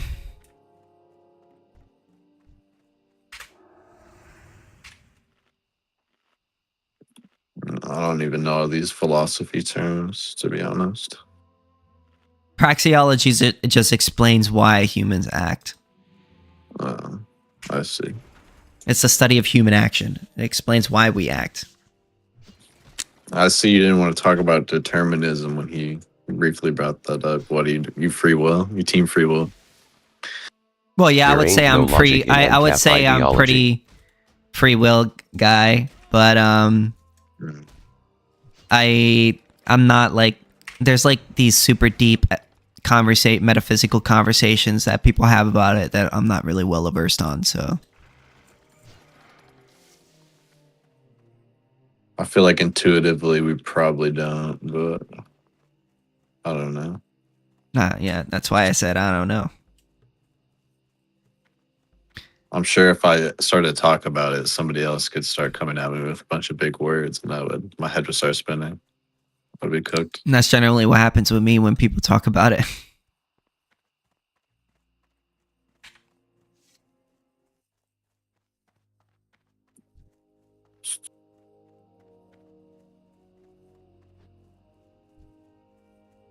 I'm playing World of Warcraft. Playing Warhammer 3. Beast. So shit.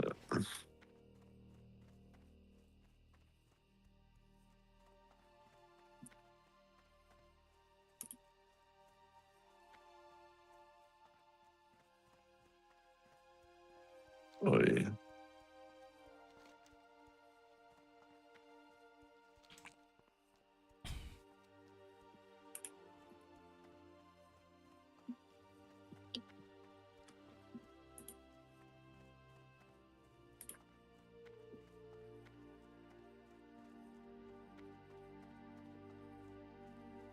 Good debate content.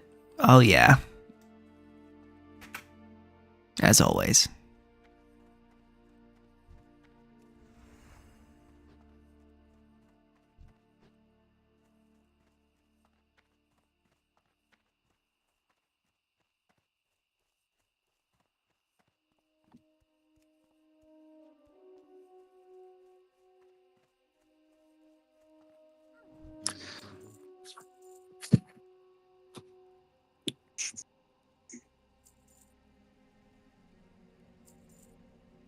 you think it's realistic that your worldview will ever come into fruition, like within our lifetime? Probably. Probably not within our lifetime, no, but I can hope.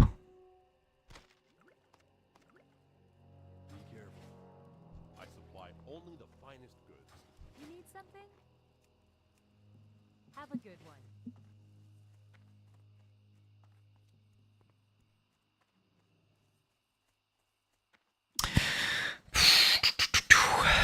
Anyways.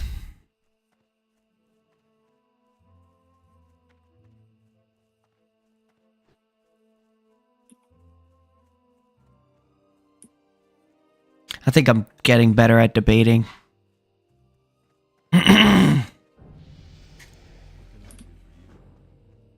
pretty trash at it, so I try and hop on here occasionally, flex my debate muscle, but a good like how you become good at debating, honestly. I think just I generally how I kind of learned is just from watching other people who are good at debating and then kind of using the tricks that they do, and then the other part of it, the other half I would say, is doing a lot of research on your own ideology and knowing it and understanding it better than others.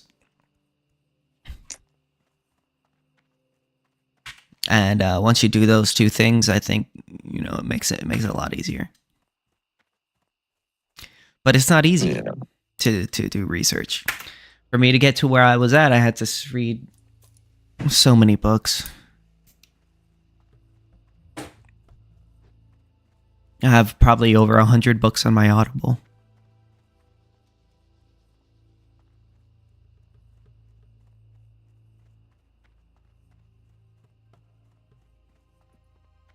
Scheiße.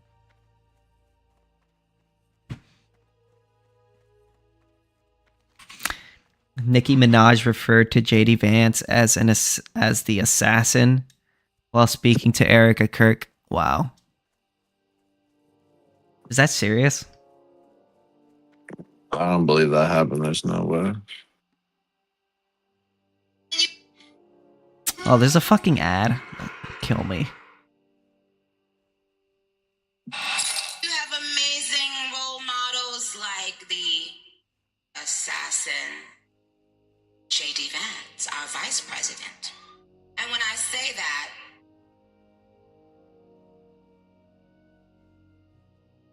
I think she just realized. Oh, wow. She really just said that. there's nothing new under the sun that I have not heard, so you're fine.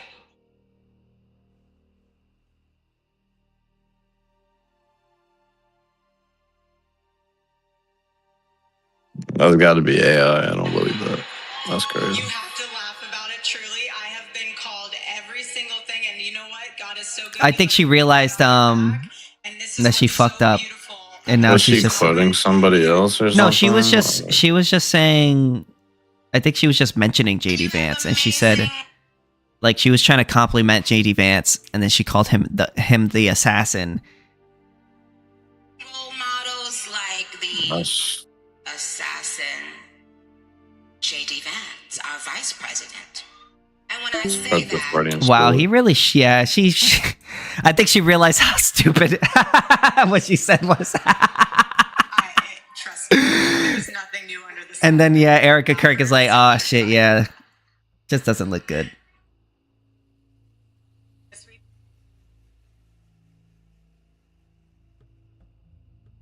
I think she realized that she fucked up. You have to laugh about it, truly. I have been called every single thing. And you know, but why are you bringing Nicki Minaj to a fucking... A Turning Point USA? Is she Republican now? She conservative? What is conservative about Nicki Minaj? She married a pedophile. Is that true? I believe it is. What is conservative about Nicki Minaj? Like, is she now a conservative now? This doesn't make any sense to me at all. Some weird cope to do with her husband, bro. I'm convinced. I feel like, you know what? That I think what a lot of people now are doing is they'll like just have these celebrities on. Well, also they got to pander to the black community, whatever too. demographic they think that they're lacking in, I guess. Oh, taxation is theft. What's up, man? It's been a while. What's up? My night just took a turn for the crazy, but situation is weird. What are y'all talking about? We're talking about Nicki Minaj, I guess. Did you hear what happened? I guess so. So Nicki Minaj, you know who Nicki Minaj is? I'm guessing, right? The musician. The musician, the rapper. So I guess she was on the Turning Point USA conference or so. I don't know. I guess they're having some sort of conference. And Erica Kirk, so the wife. Naturally, Nicki Minaj was a panelist. That makes sense. So she was on the panel with Erica Kirk, and I guess she was trying to say something nice about JD Vance, like that he's such a nice guy or whatever.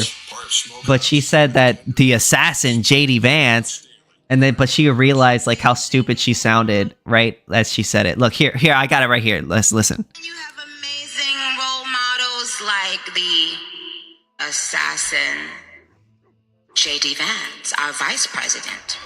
And when I say that, oh come on, that's just like some Joe Biden shit. Right I don't think she like, meant to say that, but I think she realized. But she realized how bad it was as soon as she said it. Like, and you guys can't see the video, but if you see the video, like she realized like what she said, and then she just put her hand on her mouth and was like, "Oh shit, I fucked up." Like she didn't say that, but like you could tell on her face, like, oh, she was like, "Oh fuck, I fucked up." I assume there was. In this context, nobody was talking about the assassination right then and there? No. She was trying to compliment JD Vance. She's like, JD Vance, the assassin. But she wasn't saying he was the assassin. She was using it as a compliment. Like, taxation is theft. That assassin, he's a killer. You know what I'm saying? Like, I thought she just mixed up the term assassin with vice president. No. She was trying to give him a compliment. Like let's say I go up to you and I'd be like, "Yo, taxation, that fucking killer, that fucking maniac." You know what I'm saying? She was like, "Oh, the assassin JD Vance." Like she was trying to compliment him, but I think right. But she said the assassin. JD Vance killed Charlie Kirk. Oh, wait, bro, that's so stupid. The main question which is on my mind is, why the fuck was Nicki Minaj on a panel for Turning Point USA? That's what I'm saying. That's what I was saying. That's what I was saying. Like, what the hell is conservative about Nicki Minaj? Like, what the fuck is conservative about her? Like, is she now a Republican now? What the hell happened? Up next, Nick Fuentes featuring Cardi B. Right? Like, what the fuck? I wonder what Cardi B thinks about this, because she's a fucking thought rapper too. Well, yeah, isn't Nicki Minaj like her OG competition? Basically, yeah. They made music together. They had a fight for a little while, but they also made music together. So I'm pretty sure they're cool, friendly. I don't know. I find both of them to be women that could otherwise be fuckable, but the way they do themselves up, they just make themselves unattractive. Yeah. Bro, you can't handle all that, bro. Yeah, like, I mean, I'd smash, but I would not get intimate. Like, in terms of, like, take her out or some shit. Like, I would smash because they have nice bodies, but I wouldn't want to be with them relationship-wise, because they're probably way too much to deal with, personality-wise. Man. Yeah, just like hood ass type chicks. No thanks. Yeah. Fuck.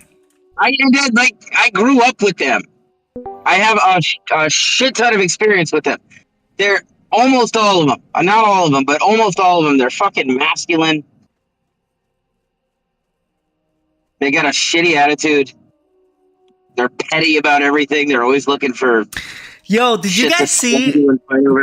Yo, do you want to hear some other crazy shit that I saw on the news the other day? Fucking, what was her name? Ice Spice So I guess she was in a she was in the new SpongeBob movie. So Ice Spice. You never heard of? Do you know? Who that is? Okay, just I don't like. She's a rapper musician. Look her up on YouTube or Google or something, and you'll see the way she looks. She's hot as fuck. But anyways, Spice. All right. yeah, just look her up and you'll see what I mean. She's another whore thought rapper, but basically somehow she's on the fucking. She was in the fucking SpongeBob movie, the SpongeBob movie made for kids, right? And she basically was on the. Okay, so there was a premiere for the movie, right? And she basically went to the premiere with her in a dress that shows her whole ass. That shows her whole ass in the fucking. So anybody that showed, yes, in the SpongeBob movie premiere. So people are like, wait a minute, why the fuck are you wearing a dress that shows your whole fucking ass to promote a kids movie? Like, what? Hello. Hello, Danks. What the fuck kind of shit is that? So yeah, I was like, I looked her up, by the way. I shouldn't while I'm driving. I just looked her up. She's kind of, she's mid. Bro, she's got a fat ass. That's crazy. She got a nice ass. Any good conversations in today? Oh Any yeah. good debates? I just got here. Oh yeah. I just got here like 5 minutes ago. I totally destroyed XYZ over here, and then I destroyed some other guy earlier. So. Oh, XYZ, do you feel destroyed? I'm now considering anarcho-libertarianism. I'm about to move to Somalia. It seems like the ideal place. Mm-hmm. Nah, bro, they're not ANCAP enough. I have a lot to say about Somalia. He does. I think I'd be a good pirate. They actually use private militaries in order to stop the Somali pirates. Believe it or not. Yes, that's true. Also, the Somali pirates are privately funded. So.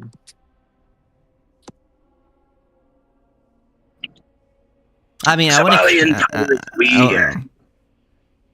Go ahead.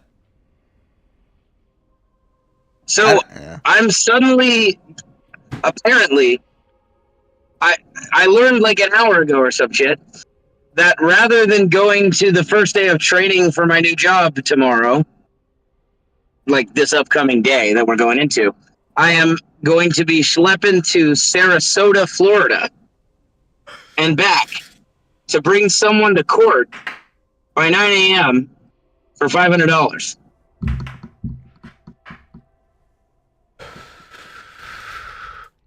Well, swing by my place.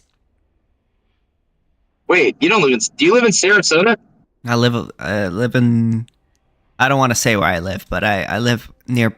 I'll say I live in Polk County. Oh, wait a minute, though. I'm not. It's not going to be just me. If it was just me, I probably would. But No, you're good. I'm just messing. I'm going to have 2 people with me. Nah, I'll probably be at work anyways.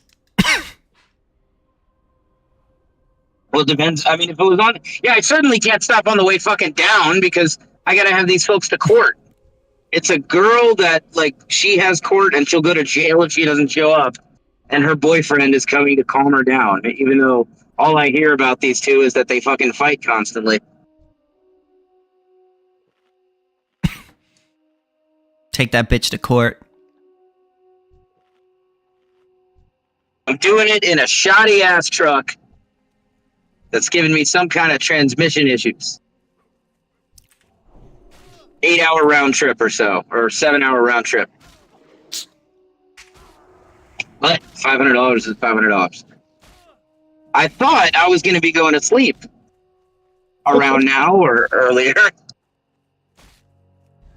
And then getting up and going to work. I thought I was going to go to sleep, but then you joined in and I'm like, fuck it, I'll chill. The job is a scammy-ass fucking smart circle sales job. So I really don't give a fuck about it. And I'm definitely taking this $500 overnight opportunity rather than, avoid gambling on losing this sales job that I probably won't even lose. I mean, I'll let them know in the morning, what the deal is. Just be honest. Really, listen, I had $500. That's exactly what I'm going to do. I'm just going to show them screenshots. In the morning, I'm just going to show them screenshots of the dude asking me to, like, suddenly at the drop of a hat, drive his friends to Sarasota. Oh, shit, don't pull me. That's one issue. I need to not get fucking pulled. Pulled over? Because I'm driving around with brights. My headlights are out, but I got brights on. So I'm at risk of getting pulled. I remember back in the old days when I was poor and broke, and there was always something wrong with my car. So anytime I saw a police officer, I would always I got new fucking headlights. I got new fucking headlights, and it turns out it ain't the bulb, it's electrical. That's ass. I mean, I probably just need to change the fuses or some shit. You gotta stop being so high time preference, and I honestly make the same case to people, even though I'm guilty of it. I mean, I'm weird on this, because I've also gone 36 days without eating one time. I try to stay low time preference, but it's not easy. Especially when it comes to me and sweets. I can't stop myself from eating sweets. I could do either. I just need to like put a bunch of intention and thought into it before I commit. I just can't make it like a frivolous commitment. Yeah, it's hard for me to abstain. Like if I just like on a whim say I'm going to do this, I just don't. But if I like actually like think about it or like writing it down helps. Yeah. But I'm pretty low time preference when it comes to working, because I don't mind working. Mm-hmm. And what I get in return, I think, far outweighs the time I commit. Mm-hmm.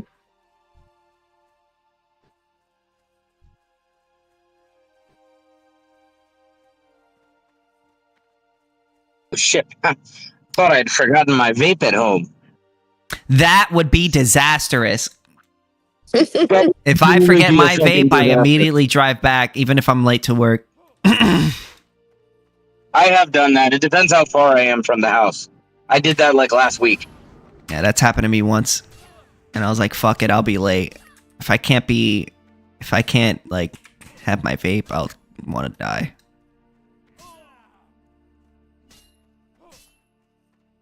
I ain't going one single solitary second without my vape.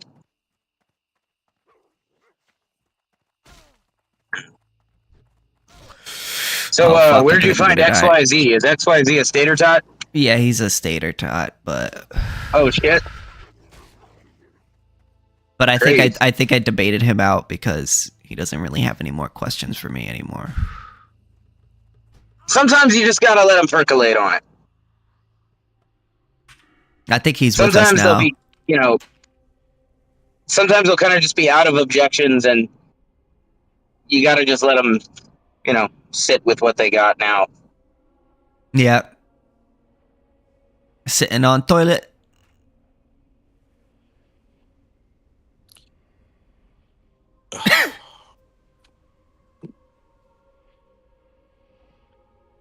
My small stater tot brain is just overwhelmed by all these high level ideas. I know. I explained so many concepts to him: the ECP, praxeology, consolidation, and regulation. Yeah. When you mean the relationship between regulation and market share consolidation? Yeah, that's what I meant. For sure. Consolidation and regulation. You do that one. Yeah. How many times have you heard me do that one? Like 100? Yeah, that's probably where I got all my talking points from, honestly. And I'm actually re-listening to the audio of the section of the defense agencies just to study it a little bit. You mean of my book? Yes, your book. But I actually just got finished finishing my script on my next video. But sadly, I lost my editor. He quit on me. Like, he told me he'll find me a new editor, which he did. And so I just finished. So he's going to finish my next video, which is going to be on the legalization of all drugs, which I'm pretty sure you read, right, or no? You're pretty sure what? Did you read that paper that I wrote on the legalization of drugs? Not recently. If it's recent, then no. But I basically wrote that and for my script, and then I just recently did the voiceover for it, and I sent it to my editor, and now he's working on it now. But that's his last video he's gonna work on, and then I'm gonna have to work with somebody else. So my landlords video is gonna be probably my longest video yet. Yeah. That's an interesting one to make your longest. I don't know. I just kept adding to it. I feel adding. you. I'm not you know what I'm saying? Like, anything. yeah, I don't know why, but I was just saying, like, I don't know why it's so long. Like, it's much longer than my other shit. But you know, I just went autistic with it. What makes it weird for that to be the longest one is that that's one of the things you would have to argue about the least often. Yeah. I feel like it's one of the more simpler ones. Okay, so like I went deep into because I feel like I went deep into the whole idea of breaking. So I started off with the idea that, like, why are landlords necessary? Why do we even have landlords? Then I went into all the common socialist arguments against landlords, as well as Georgist arguments. Like, I basically took all the arguments against it, like, which was, like, oh, you can't own land. People shouldn't be allowed to own land. You didn't create the land, so therefore you can't own it. Other people's work contributes to its value, so therefore you're stealing other people's value. You know, I basically addressed all the then I addressed, like, homelessness, squatting. I addressed regulations and I actually addressed, like, specific regulations like rent control and as well as subsidies. Then I went. You gotta realize, just based on what you're saying, you know, the AnComs they have the perfect rebuttal to all of those points. Not to my points. Their rebuttal, they are going to laugh react it. It's going to blow you out of the water. No, I asked ChatGPT and they said it, and they said it's really good. So I'll take its word for it. It told me I did a good job. ChatGPT does not have the processing capacity of an AnCom. No, I understand that, but I feel like I did a good job defending our arguments. ChatGPT does not understand what a mic drop it is to laugh react happy arguments. Well, I guess I'm shit out of luck then. No, I think I did a good job addressing the arguments the AnComs and the Georgists make, as well as the Socialists make. It's the video when it drops. I mean, I can send you the script if you guys want it. I'm not going to sit and read a script, but I'll watch a video. Alright. It'll be out eventually. But it's going to be at least like 40 minutes long. Wait, and you want me to read the script of that? That's like... Bro, just put it into an AI and have it read it to you. Well met. All right, maybe. Yeah, just use 11 Labs or 11 Reader. Maybe. That's what I do with books. I mean, that's what I do with your book.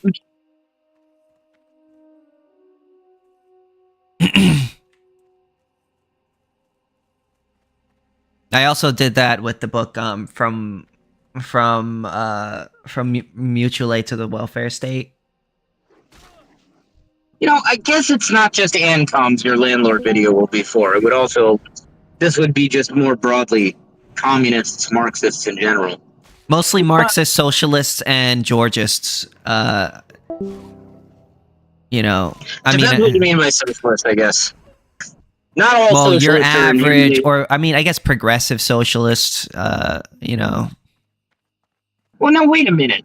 Most people who would call themselves a socialist in like America are probably not Marxists or communists. They're probably more along the lines of like democratic socialist Bernie Sanders types that want to essentially just emulate Western Europe or progressive and Scandinavia. Well, when I said progressive, that's what I meant by. Well, generally, I would I feel like progressive is kind of the. So my understanding. Another way of saying that, I guess. Another way of saying what? I would say another way of saying social democrat or something, or somebody who's progressive is a cultural leaning. You can, in theory, be a progressive and hold any economic view. I actually, when I take full spec tests, despite on the auth versus lib and economic spectrum scoring always at the very bottom right corner, I tend to be, if there's a cultural scale, I tend to fall on the progressive side of it. And you certainly wouldn't call me a social democrat. Likewise, communists range quite a bit in terms of how progressive or conservative they are. Castro, for instance, was extraordinarily conservative to an extreme degree. Yeah, that is true. Che Guevara and the Cuban revolutionaries in general. But, and this was also true largely of Stalin, by the way. Mao Zedong, on the other hand, was intensely progressive. That is true. But anyways, I feel like my arguments tend to mostly just address the common arguments that you hear from socialists or progressive type people or democratic socialists and socialists in general. But the average democratic socialist / social democrat type, I don't think they're against landlords. I mean, they're probably all for regulation and stuff where they, but they generally support things like you said, rent control, and squatters' rights and things like that, which I address in the video. Okay, fair enough. It just sounds like the video is aimed at Marxists that want to just outright abolish landlords. I try to address all the criticisms, and that would include people who are just progressive as well as so like I started with the more hardcore arguments, and then I went kind of softer as I went along, as I sort of proved my concepts. You're saying you start out hard but then go soft. Yes, as you should. I usually take the opposite approach, start out gentle. A little bit more gentle anyway, but then well, I feel like you have to address the and I guess my reasoning was like in the video, I feel like I had to address the whole idea like, oh, you can't own property or you can't own land, right? And I wanted to get that out of the way first, and then go towards the regulation stuff and the less, I guess, egregious claims.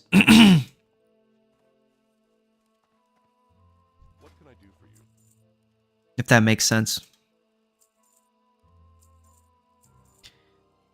Yeah. Sorry, I'm texting with the person who's paying me to. No problem. There was a lot of people that say like, you can't own land, you don't create it, you didn't create it, you can't own, land shouldn't be a commodity. I addressed that. People shouldn't profit off of land. Landlords cause homelessness. I address that. It seems a little peculiar to include the whole umbrella of Georgism in the same landlords video. Those seem like separate videos, really. I wasn't debunking all of Georgism. I was just debunking their view on landlordism or land ownership, which is essential. And I was debunking for months, in the video, they tend to argue that the land itself that is owned by the landowner, like that value should be the landowners, but the excess value that is added onto it, the profits, should be given to the state, right? And I think that when my argument is just like how much of a percentage of the person's income you do, or how much of a like percentage of a tax do you know? Like you can't separate value of the land after it's been cultivated from the land itself, because those are two separate things, one after the other. After it's been cultivated, it's a different good than before it was cultivated. So, yeah, and then there's the knowledge problem, which is like, how much do you know what percentage of the tax is the appropriate amount of the land tax? Fundamentally, it's completely arbitrary. And then you run into the issues of like when you have when you have the state basically determining the value of land arbitrarily, there's also the issue where like they can there's special interests with the state that can influence its decisions to favor one party over another. And so I was basically making the argument that like the whole land value tax thing doesn't actually solve anything with landlordism or make it more ethical. Because that's generally the argument some Georgists make. They have like a land value tax.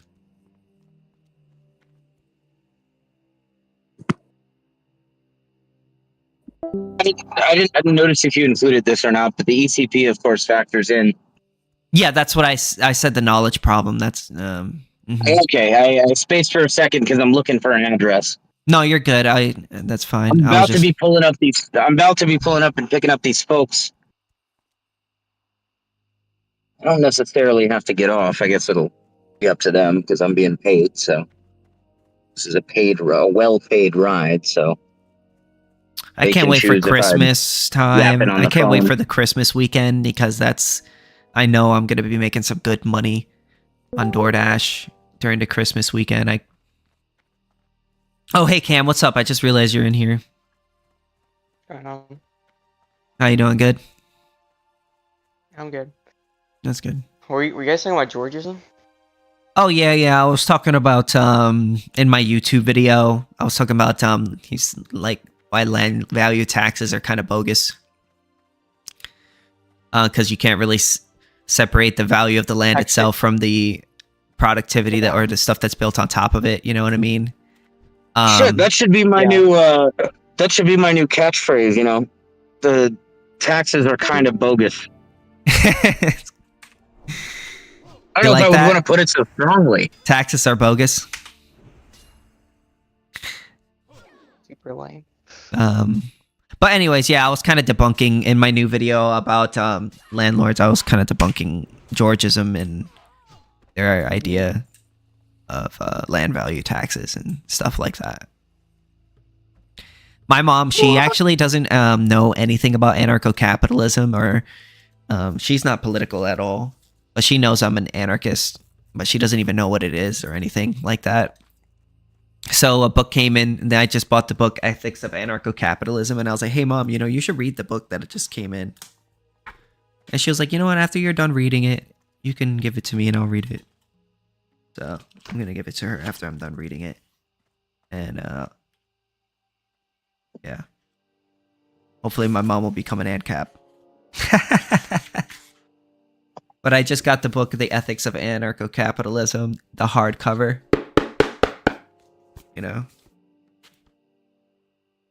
Have you read that? Have you ever read that book or no? I have. I mean, I listened to it, but I've never read the book physically. Mm-hmm.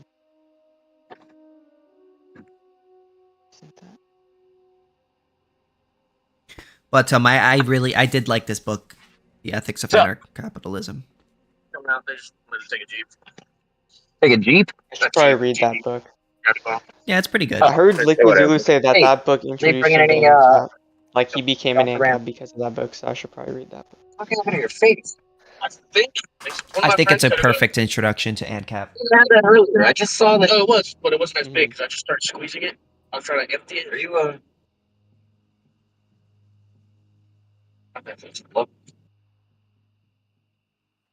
I ain't gonna ask, man. Got a lot of driving to do. Yeah, no problem. Yeah, that looks satisfying. I just started squeezing. Oh my god, it's actually bad. Is it? It hasn't squirted out yet, but I imagine when I start like getting onto it. If you were like a chick I was dating or something, I'd be squeezing. Do you do that? It is kind of satisfying. Do you do that with your ladies? Squeeze at their palpable things? I'm on a Discord call with some friends. I'm gonna leave it up to the passengers if I stay in the call because it's a paid ride. Oh, give me the Oculus and your ID. The ID, I do have a Zoom call with my attorney right now, if I need it or not. For a Zoom call? You're not gonna need it for a Zoom call with your attorney. It's just your attorney? My hearing as well. It's like 9. Same time as hers. Same situation. Fuck. But she has to go because she get it for.